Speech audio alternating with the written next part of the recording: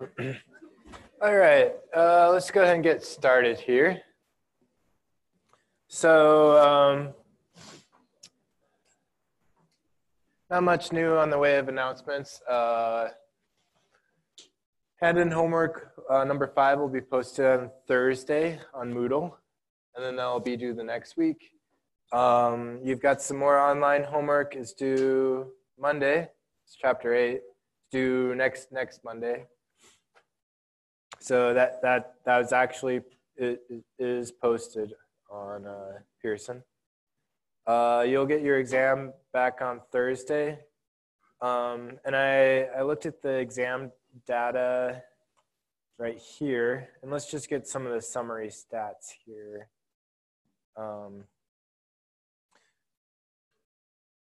So let's not do variance, standard error, median, range. Let's not do range or the min.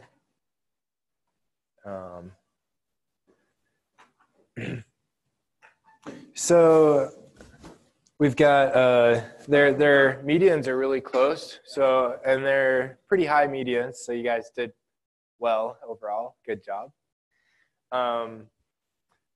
So I'm not going to do a curve or anything. And the versions were pretty much the same. You see the version 2 was, it's 1 point off. It's really not enough to warrant a curve based on the version. The means were a little lower, but that's because of some of the lower outliers pulled down the mean. There was 100%, so that was good. I think there was only one 100%, so there you go. So and Q1 was 69, 66, Q3 was 86, 84. So yeah, that's how the class did. Any questions with that, with the test or anything? Yeah. What's that? Oh, okay. So they're hidden right now, and that's just to avoid.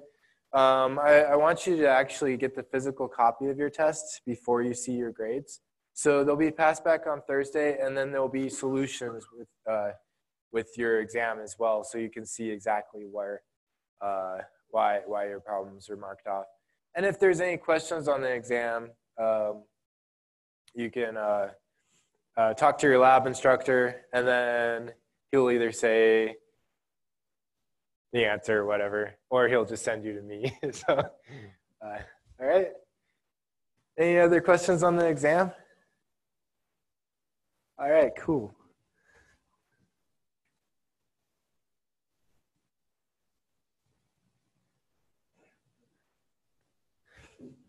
All right, so remember we talked about the soup metaphor on Monday.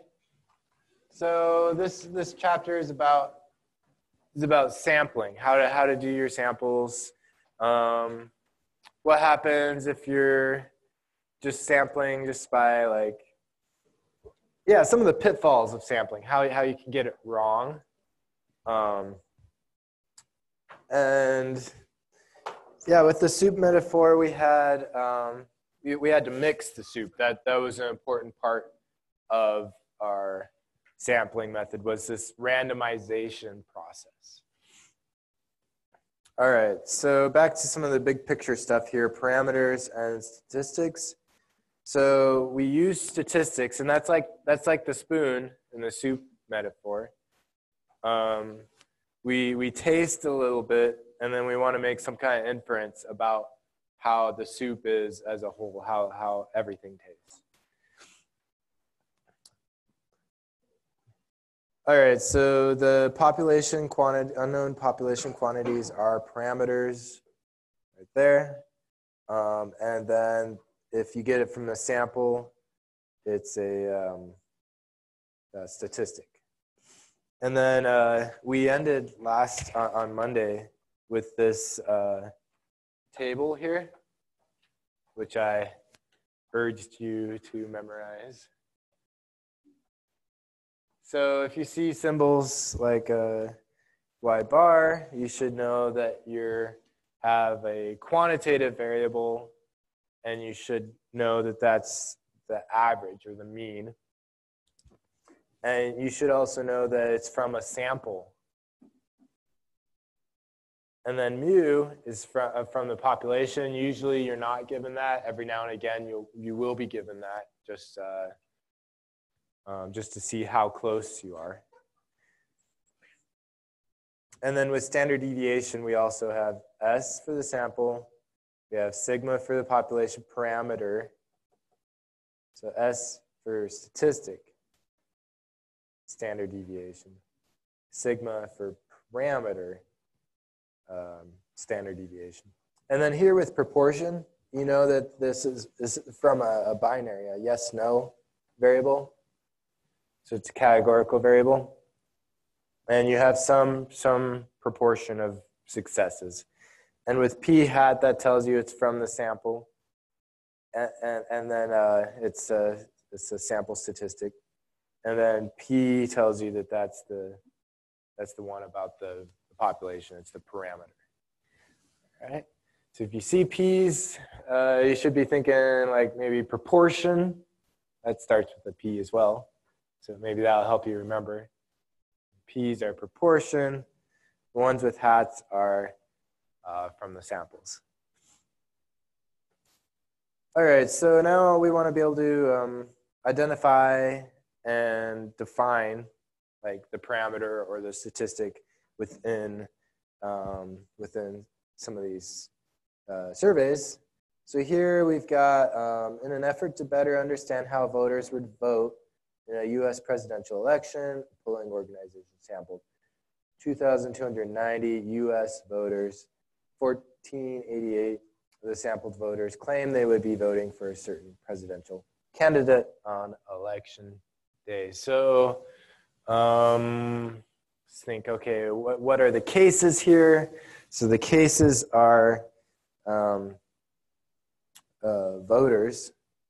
So I assume that means people who are 18 or older, and these are U.S. voters. And then they could either say that they would claim, or they would vote, or they wouldn't vote for a certain presidential candidate. So let's describe. Let's define what the parameter is.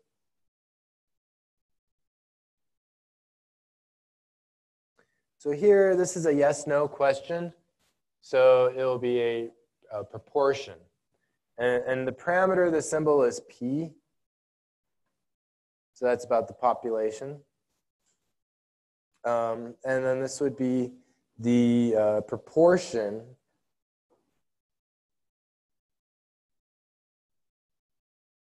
of all U.S. voters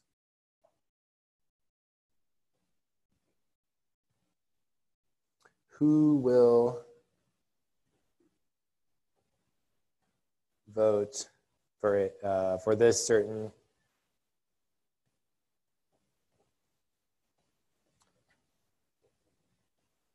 presidential candidate.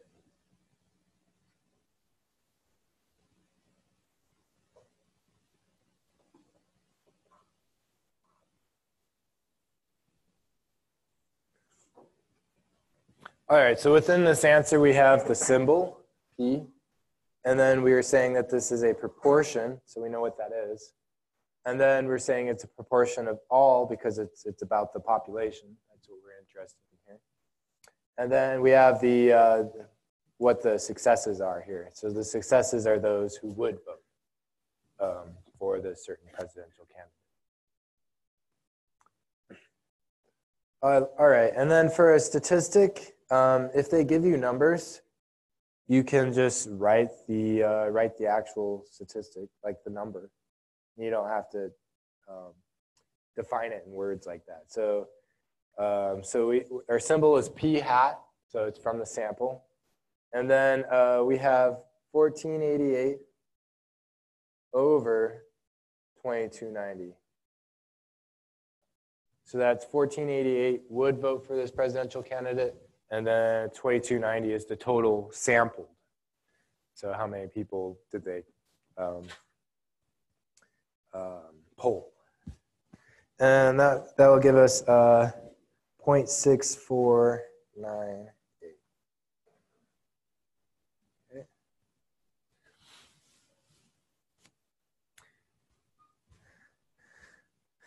All right, so I went ahead and picked some numbers from the, I randomly sampled 25 exams and recorded the scores. And I got a mean of 77.6% is what I got. And then we want to write, again, what the parameter is and then what the statistic is.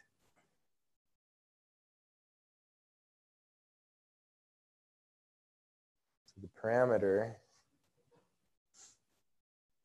So here a giveaway is that it's a mean. So these are we should be in this first row. And then also, since it's a parameter, we want to use mu.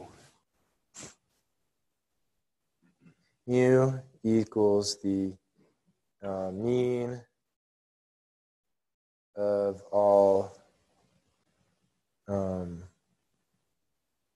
of test scores. I guess I have a whiteout. Oh, yeah, sorry. That doesn't help much. There we go. So you didn't even see my mistake. Mean test scores of all students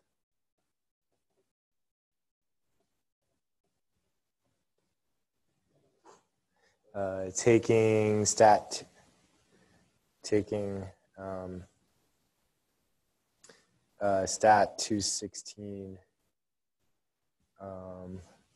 fall 2019. Well, let's say exam 1. Exam number 1. Well, no. I think instead of saying exam number 1, so this is more of like what the sampling frame is.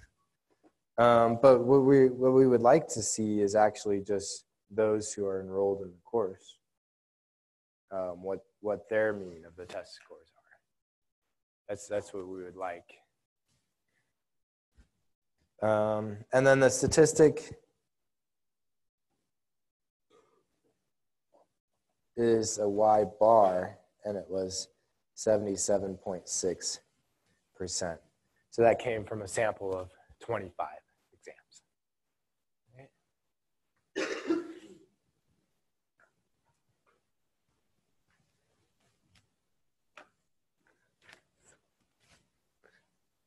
Any questions so far?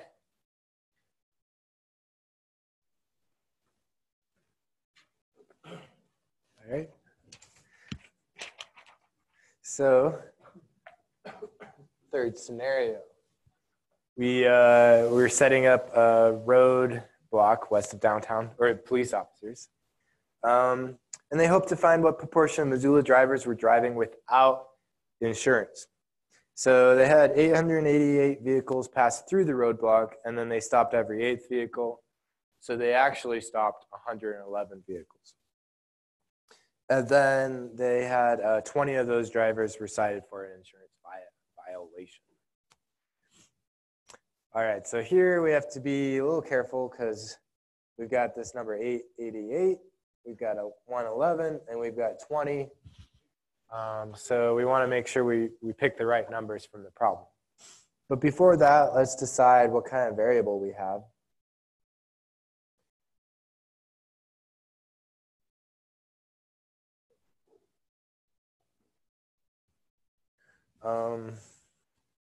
So what kind of variable would be the are we looking at in this problem? I do. Yeah, proportion. So it's a yes, no. It's a binary variable. Yes. And we use a P, and this is the proportion of all Missoula drivers. Yeah, sometimes it can be tricky trying to decide what the population is. So you wouldn't just say all drivers everywhere. Here, this is a Missoula specific, I guess you'd call this a survey. Yeah, it was only interested in Missoula drivers, how they were doing.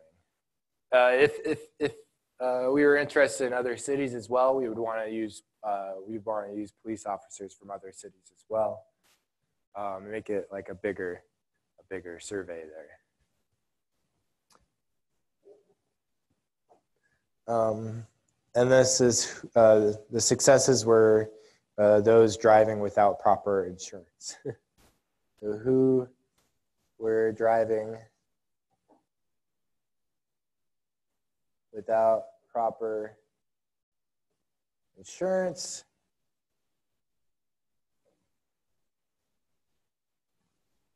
In September, or on September 10th, 2010. And then the statistic will be, it's still a proportion, so it'll be P hat.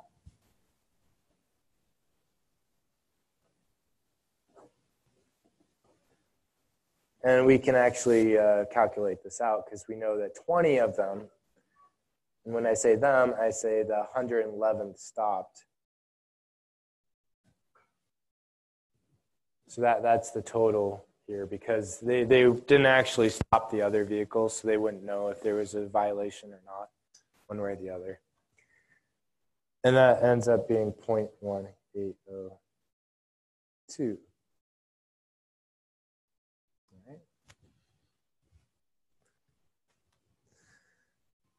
All right, so there's something called a bias, and what a bias is if your way of picking your sample, if you tend to choose a sample that have certain characteristics, then you can get a bias.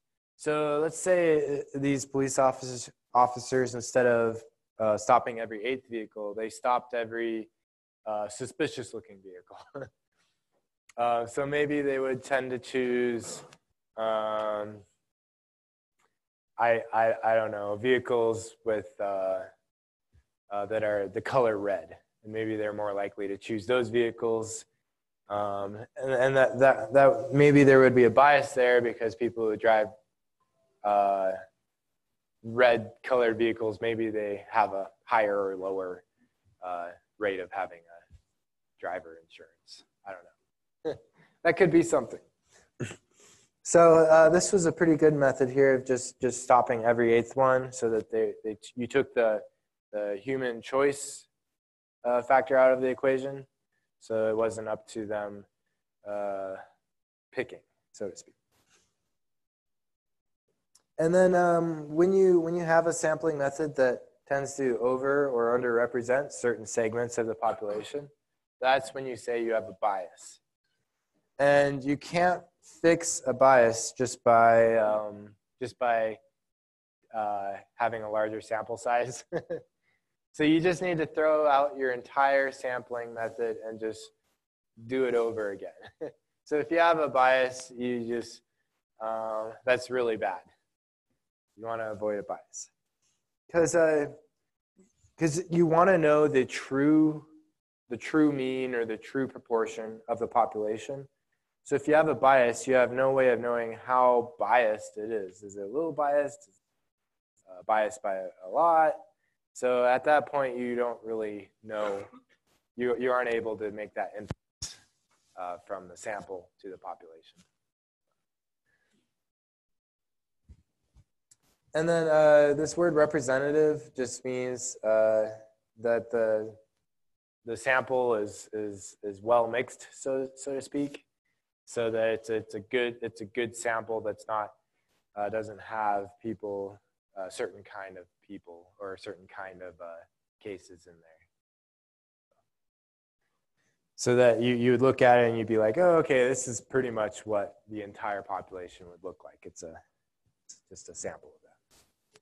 So now we're just going to go through a list of biased sampling techniques, and then we're going to try to decide what's wrong with these sampling methods in these examples. So you have something called a voluntary response.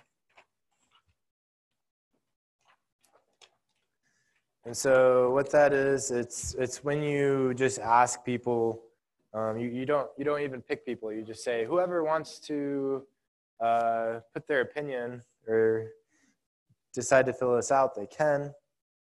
And here, this example was there was a website dedicated to helping find people a job post online. They post an online survey question. So, and the people who would post would tend to have the strongest feelings one way or the other.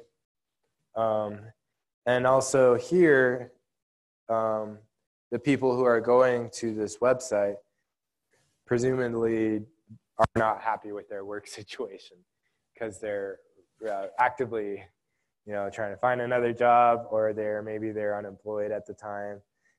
So they're 92% said that they were not happy with their current working condition.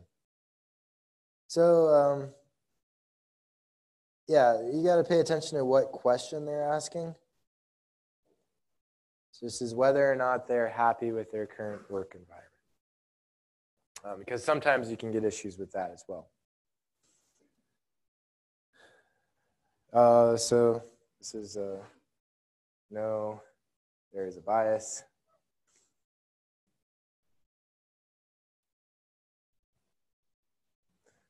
Convenience sampling. So here we have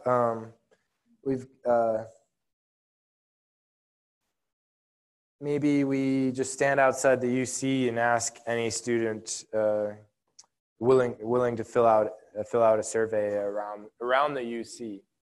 And then the question is, would this provide an accurate representation of the opinions of all students? Yes, no. Well, you already know it's going to be no, because these are all the bad ones. These are all the biased ways. So this is convenient sampling. So what would happen is maybe there's online students who don't come to campus hardly at all. You would totally miss those students. And then maybe there's students who live off campus who don't go to the UC very often just because they're not on campus as much. And maybe they would tend to be seniors as opposed to freshmen. Because seniors you can live off campus as a senior.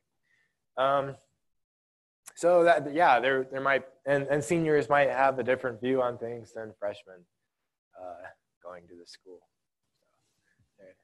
So there's probably some kind of bias there. Yeah, so here's a historical mishap number 1. This is pretty funny. They say, is our face red? It's like a political color, I guess. Yeah, but then it's also like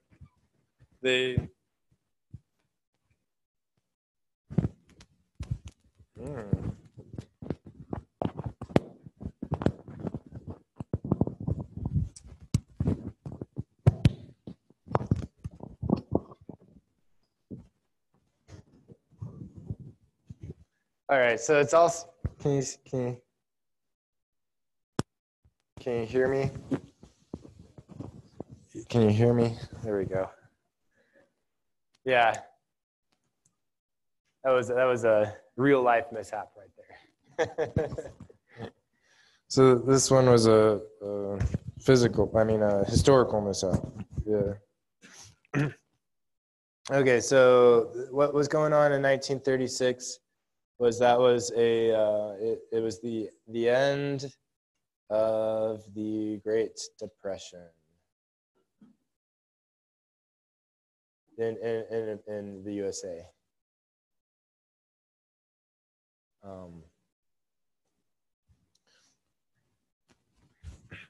So I apologize to anyone who's listening to this with headphones on. Okay. Yeah. All right. So at the end of the Great Depression, there was Alf Landon versus Franklin D. Roosevelt. Franklin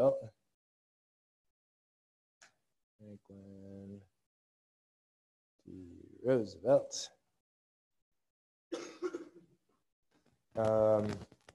And the Literary Digest mailed out 10 million surveys.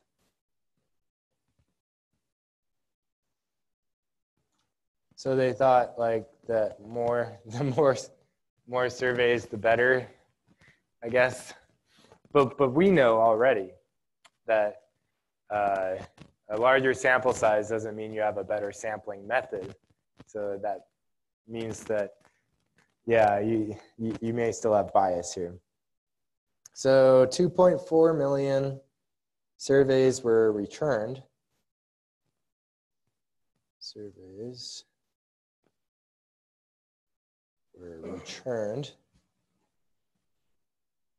And the prediction was 57% Landon and 43% Roosevelt.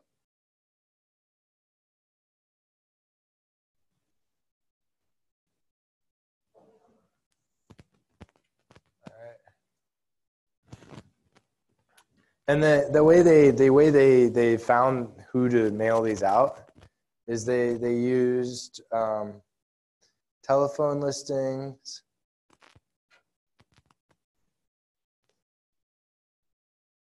magazine subscriptions,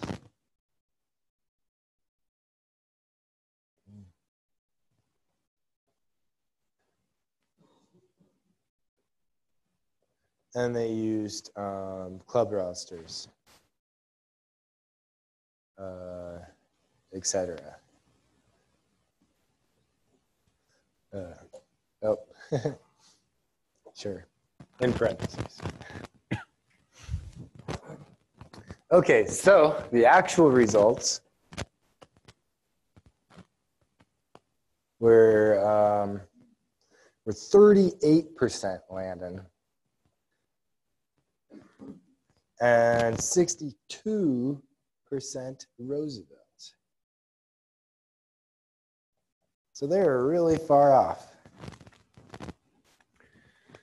So the people who are subscribed to the Literary Digest are not necessarily a representative sample of the entire United States population.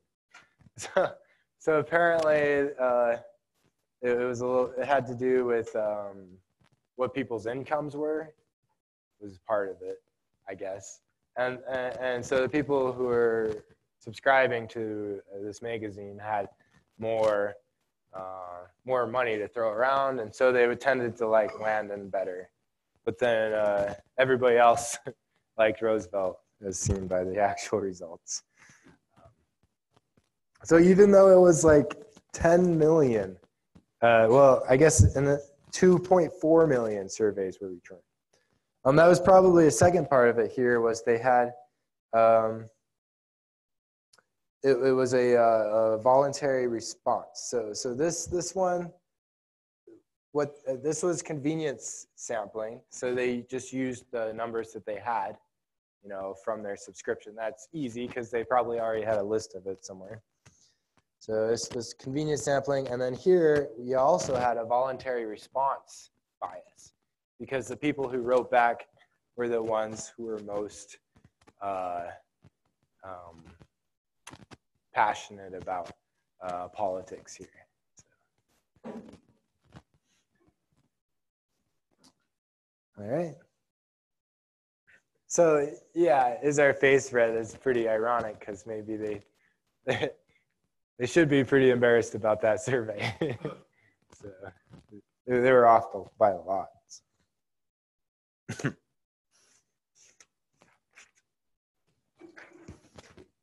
Here we've got something that happened in 1948. This was with Harry S. Truman. He was going against Dewey, Thomas E. Dewey. Gallup this time used a sampling technique known as quota sampling. So that means that they just selected they selected people who were like black women over the age of 30 with a specified income, or maybe black women under the age of 30, and they selected a certain quota from each of these different segments of the subgroups of the population. And any problems with this?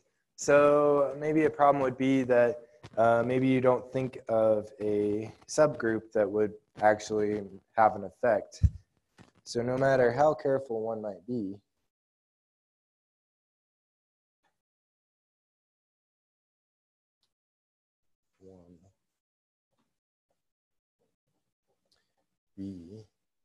there is always the possibility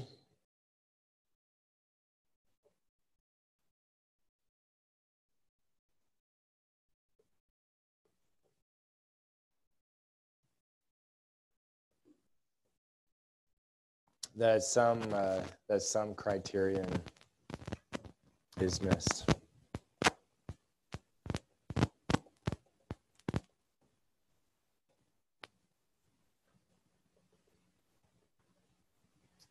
That might affect the outcome.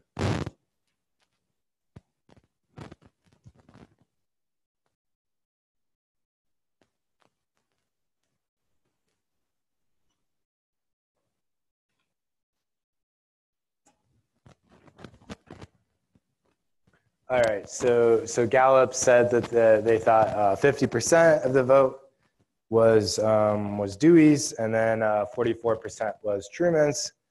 But Dewey did not actually become the president. So.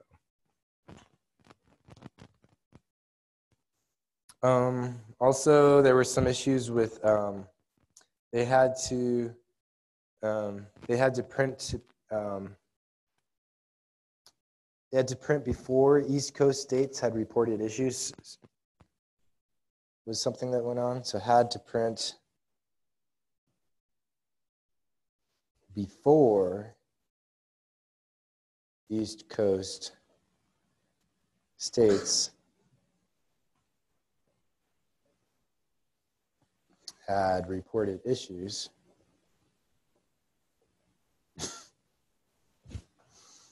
And then their new printing method forced them to print early. New printing method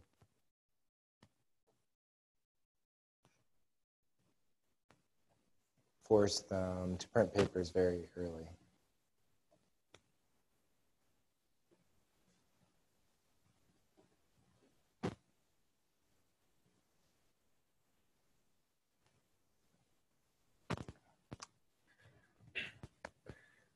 All right. So, and then, okay, so the next four sources of bias can result even if you use a proper randomization method. So you can have something called a mismatched sampling frame, or something called a non-response bias, or something called an interviewer bias, or something called a response bias.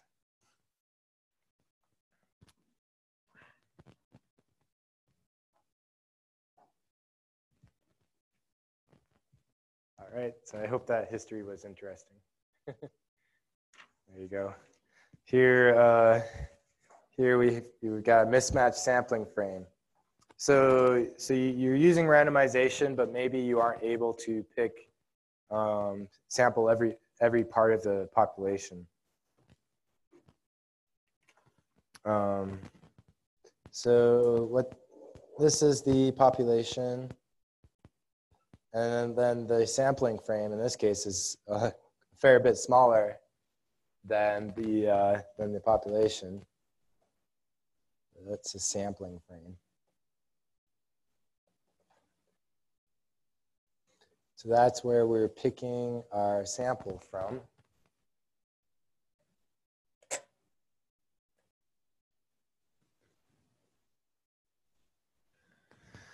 And an example would be the Landon versus Roosevelt.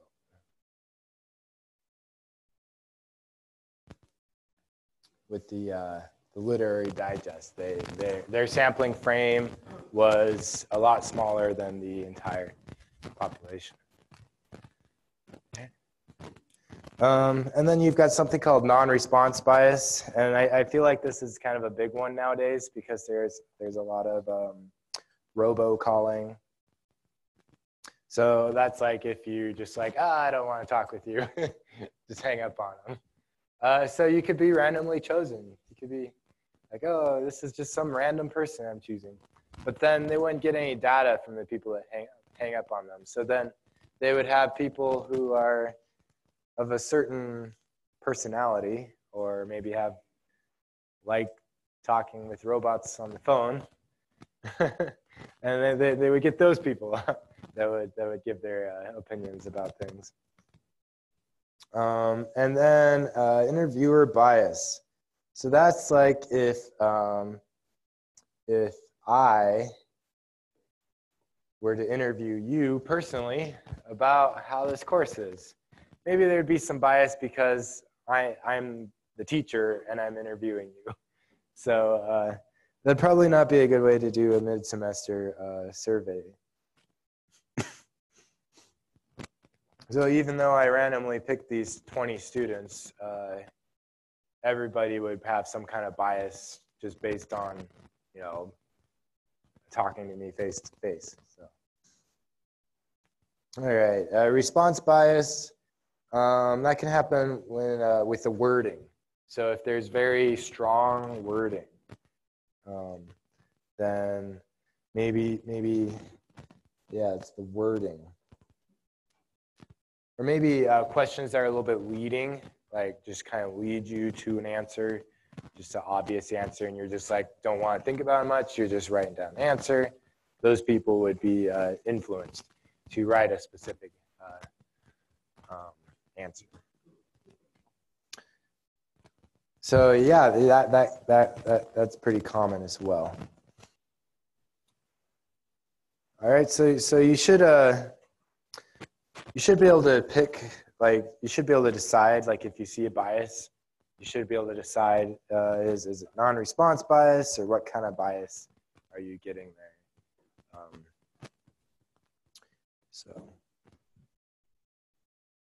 All right, so let's talk about randomization. So randomization, the most commonly used thing is the SRS, simple random sample.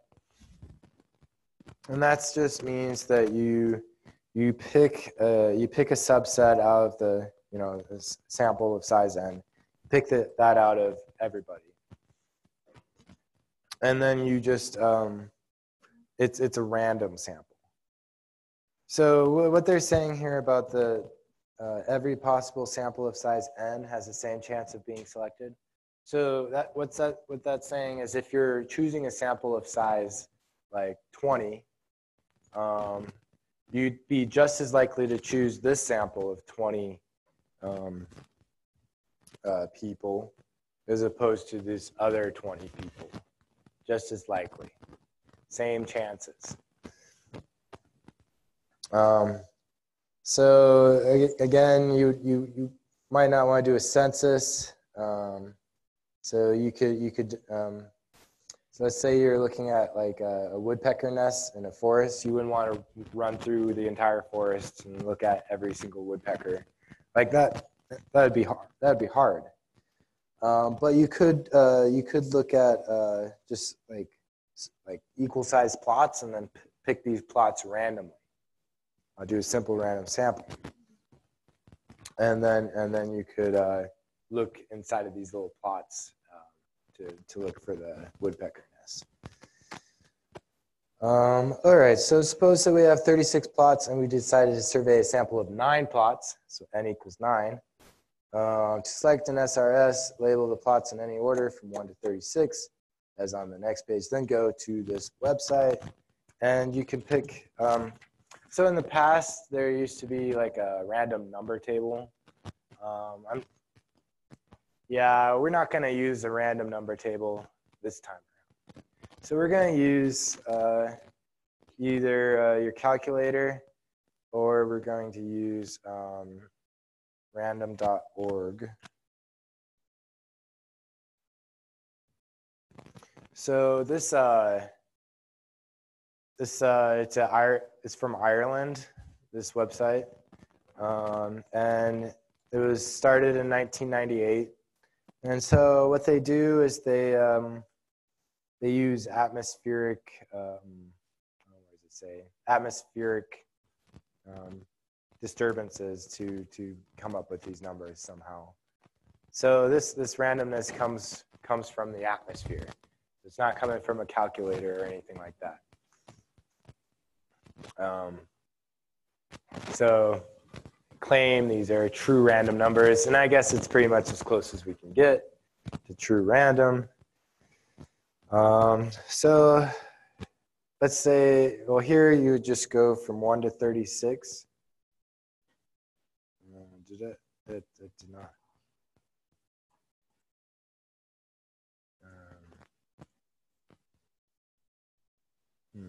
Should be able to delete. There we go. Oh, I know. Numlock. Okay.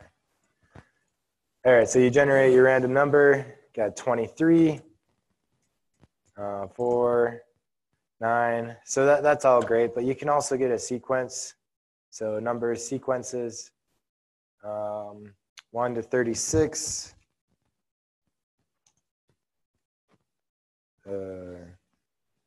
Did it. Here you go. Here's a sequence of random numbers from 1 to 36. And so there's actually a list here that's given in the fact pack, which we'll just use that list. But you could pick you'd want to just pick the first 9. You wouldn't want to pick and choose. Like, oh, I like the numbers that are above 30. That kind of defeats the point of using a random number generator. So you just pick the first 9.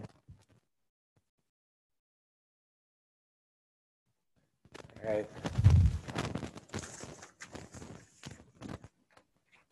And then here you would find them. So you got 4, 10, 15, 16, 18, 22, 26, 27, and 33.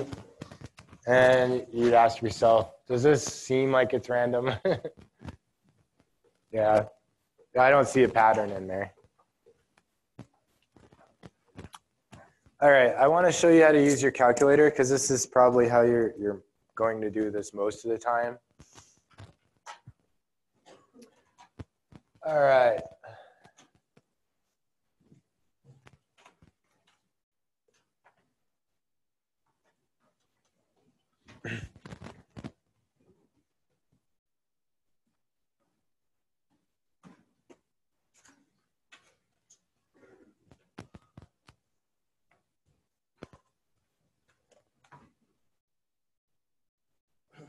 Oh, this lighting is tough. Okay, I'm just going to leave it like that. So you go math, probability, and randint.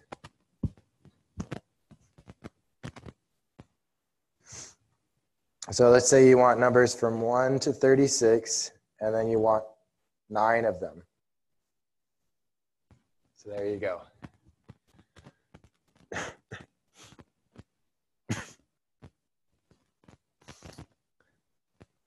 All right, now maybe some of you have an older calculator.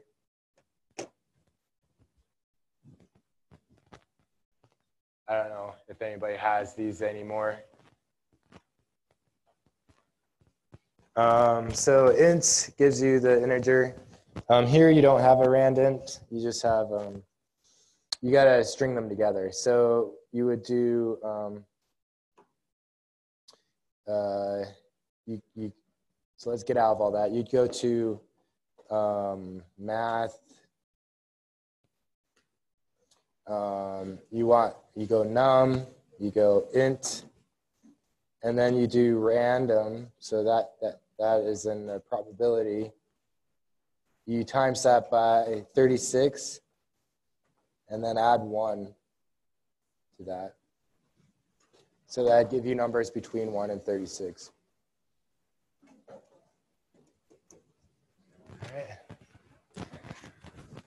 All right. Any questions with those? Okay, go ahead. Oh, the comma? Okay, so the comma is right here. Yeah, so there's literally a comma button. Any other questions? All right, see you guys on Friday.